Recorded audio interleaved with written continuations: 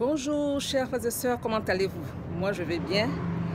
Aujourd'hui je vous invite à parcourir avec moi le document officiel, surtout la partie concernant les questions-réponses. Il y a encore 2 semaines pour jouer à la Divi. Et pour ceux qui ont déjà joué, bonne chance. Il y a encore 2 semaines comme je viens de vous le dire. Et il y a des gens qui me posent des questions dans les commentaires et j'ai décidé de parcourir avec vous la partie questions-réponses du document officiel. Alors donc, je vous invite à le faire. Merci. Voilà, nous allons parcourir le document officiel sur toutes les questions-réponses. Et la première question porte sur l'éligibilité. Bon, ça ne nous concerne pas vraiment parce que nous sommes un pays éligible. La Côte d'Ivoire est un pays éligible. Tous ceux qui me contactaient sont de pays éligibles. Donc là-dessus, nous allons passer rapidement. Maintenant, la question du niveau. Du niveau d'études, c'est le baccalauréat ou équivalent. Ça veut dire quoi? Un BT, c'est un équivalent du baccalauréat. Donc, on peut faire une équivalence au niveau de l'office du bac. Voilà, ils mettent 12 années de cours depuis l'école primaire. Mais nous, ça fait 13. Le BT, ça fait 13, ainsi que le bac. Donc, il n'y a pas de souci à ce niveau-là. Maintenant, pour ceux qui n'ont pas le bac, ils parlent d'expérience professionnelle. Il faut aller sur ce site-là, Honnête. Ils ont leurs critères. C'est un site du gouvernement, du ministère du Travail ici aux États-Unis. Donc, il faut aller sur le site pour pouvoir valider ces années d'expérience professionnelle, 2 ans. Et donc, il faut pouvoir le faire sur ce site-là. Maintenant, un âge, est-ce qu'il y a un âge minimum pour la Divi Lottery? Ils se basent sur le bac, mais ils disent que ceux qui sont en dessous de 18 ans ne sont pas éligibles parce que dans leur système, c'est 18 ans. Ça veut dire que celui qui a le bac, il a 18 ans. Donc, ce qui fait que celui qui n'a pas 18 ans, au moment où il s'inscrit, il n'a pas encore 18 ans, il se pourrait qu'il ne soit pas éligible. Il risque d'être disqualifié s'il n'a pas 18 ans au moment de son inscription. Maintenant, quand est-ce que, la question 9, quand est-ce que je m'inscris? Bon, ça c'est la période, hein. C'est déjà, on a déjà dit ça, la période c'est du 5 octobre au 8 novembre, mais faites-le avant le 8 novembre.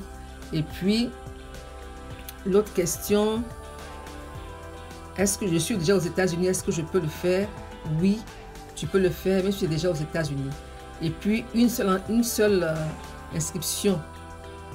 La question 11, une seule inscription et on doit le faire dans la période. En dehors de la période, il n'y a plus d'inscription pour la Divi.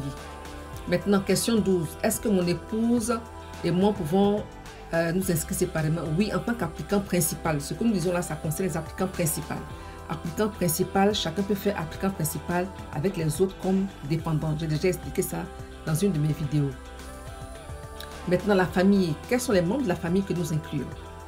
Il y a l'époux, le conjoint, et puis les enfants.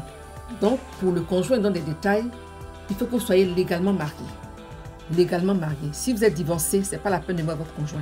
Mais si vous êtes légalement marié, mettez-le. Même si vous êtes séparé, que vous n'êtes pas divorcé, mettez le nom de votre conjoint. De votre conjoint.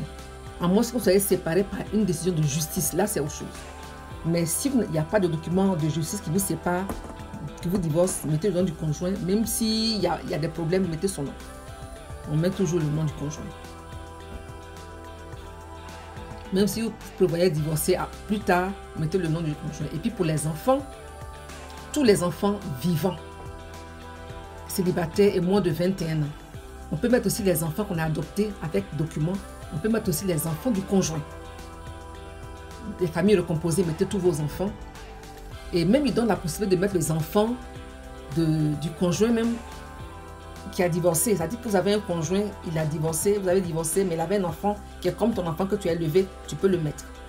Il donne cette possibilité-là. Le conjoint qui a divorcé ne peut pas être sur votre application, sur votre inscription, mais son enfant peut être sur votre inscription.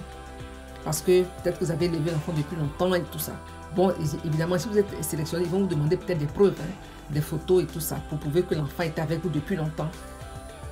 Parce qu'ici, ils tiennent beaucoup à la famille. Donc, à la question 14, ils demandent est-ce que je peux...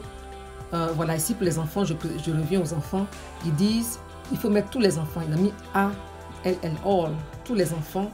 Les enfants, je reprends, adoptés, les enfants biologiques d'abord, les enfants adoptés, les enfants du conjoint.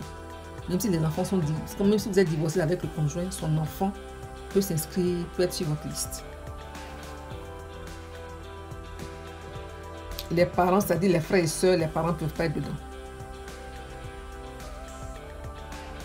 Maintenant, est-ce que je peux le faire moi-même? Question 14. Ou bien quelqu'un peut m'aider? Oui, quelqu'un peut t'aider à t'inscrire, il n'y a pas de souci. Mais il faut que tu aies le numéro de confirmation sur toi. C'est ça qu'il recommande. Il faut que vous ayez le document de confirmation sur vous. Voilà, vous avez vraiment confiance à la personne. Et puis, question 15. Je suis déjà dans un programme de visa, dans une autre catégorie de visa. Il y a plusieurs types de catégories de visa immigrants. Est-ce que je peux jouer la DV? Oui, tu peux jouer la DV, tu peux t'inscrire pour la DV. Question 16. Est-ce que je peux télécharger et puis remplir plus tard? Non, on ne peut pas. Et la réponse, c'est à la question 17. Ils disent, est-ce que je peux enregistrer online et finir plus tard? Non, parce que pourquoi? C'est 60 minutes, 1 heure. Quand tu commences en 60 minutes, il faut que tu finisses. En 60 minutes, il faut finir. Ça veut dire en 1 heure. Tu as 1 heure pour finir. Est-ce que je peux demander à quelqu'un de scanner ma photo? Oui, c'est possible. Tu peux demander à quelqu'un de scanner ta photo pourvu que ça respecte les règles. La question 19. Si le système rejette mon inscription, est-ce que je peux me réinscrire? Oui. Tant que c'est dans les délais qu'on a déjà indiqués, jusqu'au 8 novembre, oui, faites-le. Mais 8 novembre, faites-le avant le 8 novembre, je préfère un conseil. Parce qu'à la fin, le système peut être vraiment surchargé. Donc, faites-le. Si le système a rejeté votre inscription, vous pouvez vous réinscrire. Maintenant, le numéro de confirmation, vous devez le recevoir juste après votre inscription. Si l'inscription a été validée, vous devez recevoir le numéro de confirmation automatiquement après l'inscription. Maintenant, celui qui met submit, c'est-à-dire qui valide et puis il ne reçoit pas de numéro de confirmation, ça veut dire que ça n'a pas été validé. Il doit se réinscrire. Il doit se réinscrire.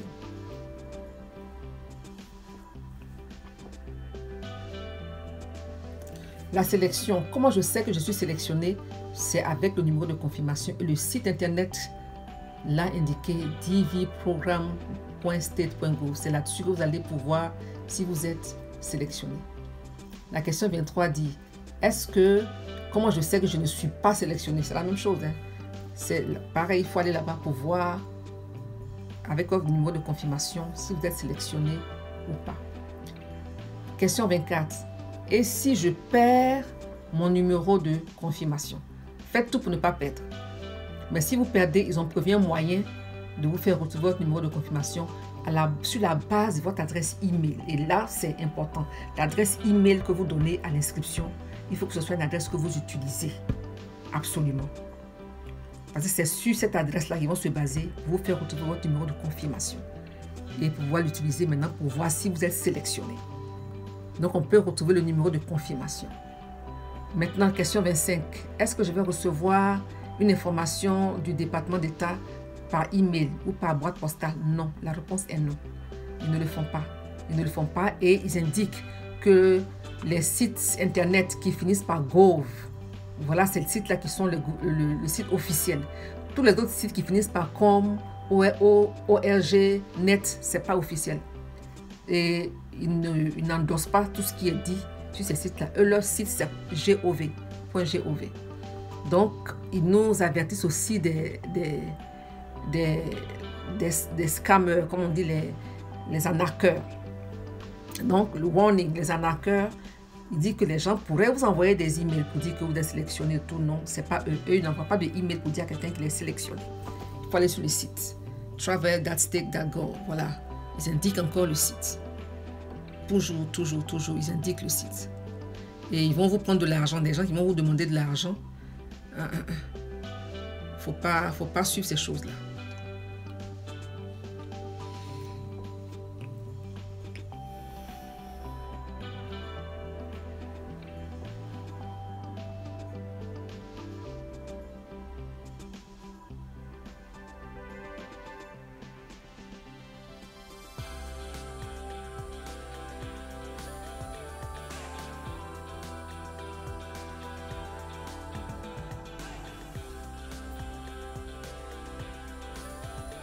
Maintenant, la question 26 dit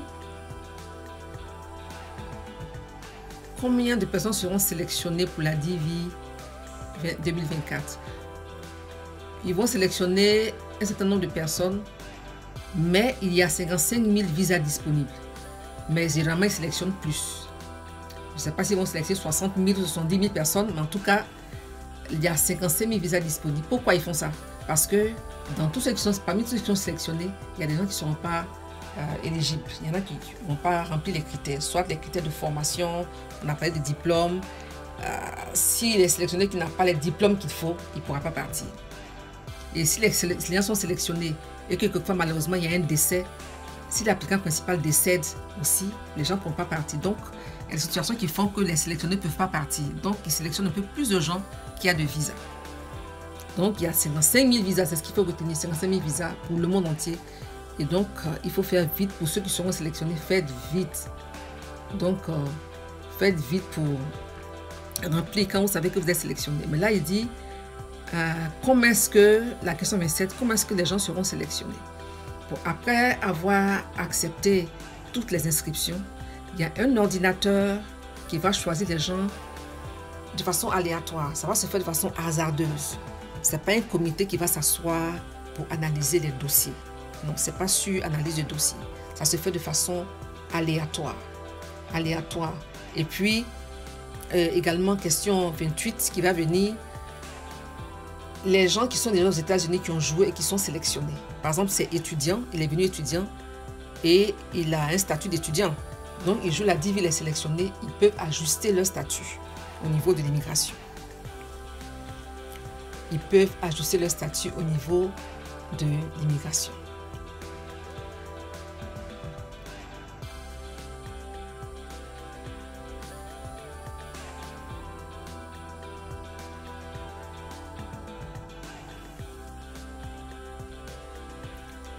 La question 29 dit, si je suis sélectionné, dans quel délai est-ce que je dois donc faire la demande de visa?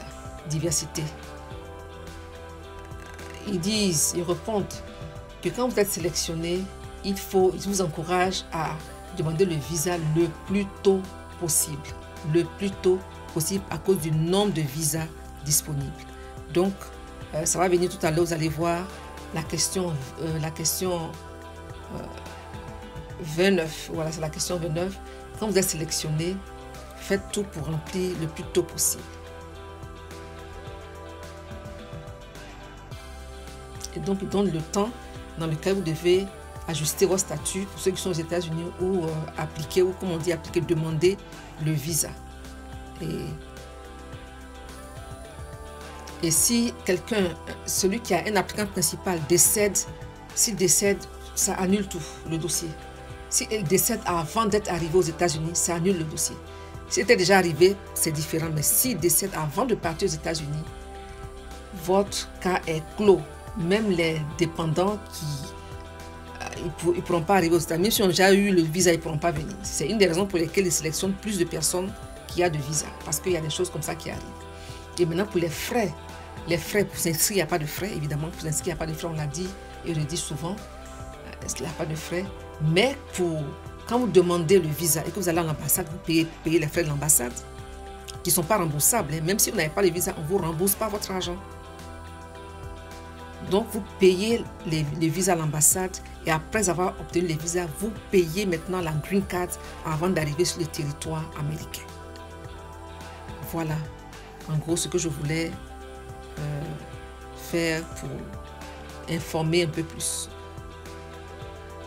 Encore une fois, bonne chance. Voilà la liste des pays éligibles, bonne chance et que Dieu nous aide tous.